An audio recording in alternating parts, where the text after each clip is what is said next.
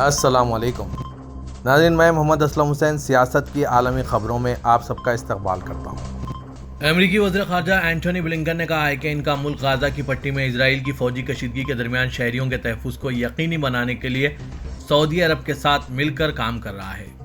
عرب news کے مطابق اینٹھونی Blinken نے یہ ریمارکس آج ہفتے کو ریاض میں سعودی وزیر خارجہ فیصل بن فرحان سے ملاقات کے دوران کیا۔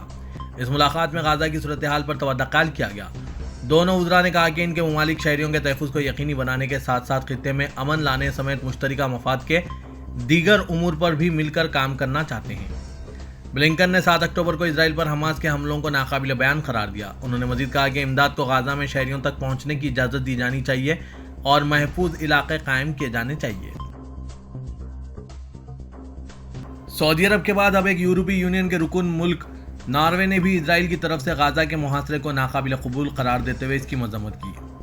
غیر ملکی خبر رساں ادارے کی رپورٹ کے مطابق ناروے کی وزیر خارجہ نے میڈیا سے بات کرتے ہوئے کہا کہ بلا شبہ اسرائیل کو اپنے دفاع کا حق حاصل ہے، مگر اسے یہ حق نہیں ہے کہ اپنے دفاع کے نام پر جو چاہے کریں۔ انہوں نے کہا کہ میں غزہ کے غیر انسانی محاصرے کی مذمت کرتی ہوں۔ غزہ کے لوگوں کو خوراک اور ادویات تک کی فراہمی ناممکن ہو گئی ہے۔ واضح ہے کہ 7 اکتوبر سے اسرائیل اور حماس کے درمیان جنگی صورتحال چل رہی ہے۔ حماس نے اچانک اسرائیل پر ایک حملہ کیا تھا، جس کے بعد سے اسرائیل غزہ پر مسلسل حملے کر رہا ہے۔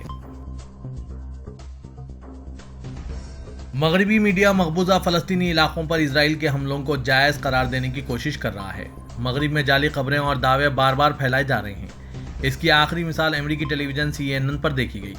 CNN نے اپنی براہ راست نشریات میں اسرائیل کے دعوے کا کہ حماس معصوم بچوں پر تشدد کر رہا ہے۔ اس نشریات کے بعد CNN کی رپورٹر سارا نے سوشل میڈیا پر بیان دیتے ہوئے معافی مانگ لی، یہ دعویٰ کرتے ہوئے کہ اسرائیلی وزیراعظم کے دفتر نے یہ الزامات اس وقت لگائے جب وہ براہ راست ٹیلی ویژن پر تھے اور انہیں گمراہ کیا گیا۔ انہوں نے کہا، مجھے اپنے الفاظ کے بارے میں زیادہ محتاط رہنا چاہیے تھا، میں معذرت خواہ ہوں۔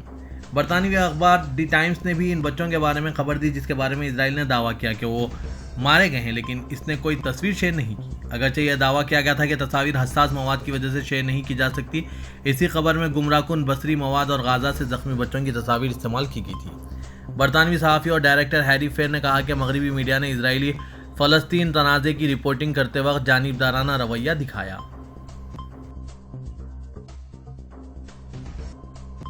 روسی وزارت خارجہ کی ترجمان ماریا زاکاروا نے امریکہ کی مشرق وسطی پالیسی پر تنقید کرتے ہوئے کہا کہ باقی دنیا کو امریکہ کی پھیلائی ہوئی غلاظت کو صاف کرنا پڑے گا۔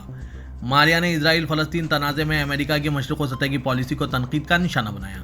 ترجمان نے کہا کہ وائٹ ہاؤس کے بیان کے جھڑپوں میں شریک ہونے کے لیے اپنی فوجوں کو اسرائیل روانہ کرنے کی منصوبہ بندی نہیں ہے۔ اس کے بارے میں بات کرتے ہوئے انہوں نے کہا کہ جو کرنا تھا وہ ویسے ہی کر چکے ہیں، اب ہمیشہ کی طرح ان کی کرتوتوں کا خمیازہ بھگتیں گا۔ 2008 میں امریکہ میں ریئل اسٹیٹ بحران کی ایک مثال دیتے ہوئے ماریا نے کہا، 2008 کے مالیاتی بحران کو یاد رکھیں اور جو امریکی ریئل اسٹیٹ مارکیٹ کے زوال پذیر ہونے کی وجہ سے پیدا ہوا تھا۔ عالمی معیشت اس بحران کے 1 ماہ سے بھی کم عرصے بعد تباہ ہو گئی تھی۔ دنیا کو G20 نے بچایا تھا۔ کویت نیوز ایجنسی نے آج ہفتے کے روز رپورٹ کیا ہے کہ کویت کے وزیر خارجہ شیخ سالم عبداللہ الجابر الصباح نے اپنے بحرینی ہم منصب عبداللطیف بن راشد الزیان کے ساتھ بات چیت کی تاکہ مغربی کنارے اور غزہ میں تشدد کی خطرناک حد تک بڑھتے ہوئے GCC کی مشترکہ کارروائی کے ذریعے نمٹنے پر تبادلہ خیال کیا جا سکے۔ دونوں وزراء نے فلسطین کی صورتحال کو کم کرنے اور معصوم شہریوں کی زندگیوں کو بچانے کے لیے بین الاقوامی کوششوں کو متحرک کرنے کے ساتھ ساتھ غزہ میں فلسطینیوں تک انسانی بنیادوں پر ریلیف پہنچانے کے طریقے پر بھی تبادلہ خیال کیا۔ قبل ازیں کویت سوسائٹی فار ریلیف نے اعلان کیا تھا کہ اس نے فلسطینیوں کے لیے $10 ملین کے عطیات جمع کیے ہیں۔ متحدہ عرب امارات کے وزیر اعظم شیخ محمد بن راشد المکتوم دبئی کے حکمران نے حکم دیا ہے کہ فلسطینی عوام کو 50 ملین درہم یعنی $13 ملین کی انسانی امداد فراہم کی جائے۔ وام نیوز ایجنسی کے مطابق یہ امداد امدادی فاؤنڈیشن محمد بن راشد المکتوم گلوبل انیشیٹیوز کے ذریعے بھیجی جائے گی اور یہ متحدہ عرب امارات کے بحران کے وقت کمزور آبادیوں کو فوری ریلیف اور مدد فراہم کرنے کی پالیسی کا حصہ ہے۔ منگل کے روز متحدہ عرب امارات کے صدر شیخ محمد بن زاید ال نہیان نے مشرق وسطی میں فلسطینی پناہ گزینوں کے لیے اقوام متحدہ کی ریلیف اینڈ ورکس ایجنسی کے لیے $20 ملین کی انسانی امداد مختص کی تھی۔ اسلامی تعاون تنظیم OIC نے غزہ پر فوجی کشیدگی اور شہریوں کے لیے خطرہ بننے والے حالات پر غور کے لیے وزارتی سطح پر OIC کی ایگزیکٹو کمیٹی کا فوری اور غیر معمولی اجلاس طلب کیا ہے۔ سعودی عرب نے اجلاس OIC کے موجودہ سیشن کے سربراہ اور OIC ایگزیکٹو کمیٹی کے چیئرمین کی حیثیت سے طلب کیا ہے۔ بیان میں مزید کہا گیا ہے کہ ایگزیکٹو کمیٹی کا غیر معمولی اجلاس آئندہ 4 شنبے کو جدہ میں OIC جنرل سیکریٹریٹ میں ہوگا۔ الشرق اور اوسط کے مطابق OIC غزہ اور اس کے نواح میں عسکری کارروائیوں اور بڑھتی کشیدگی کا جائزہ لے گی جو خطے کے امن و استحکام کے لیے خطرے کا باعث بن رہی ہے۔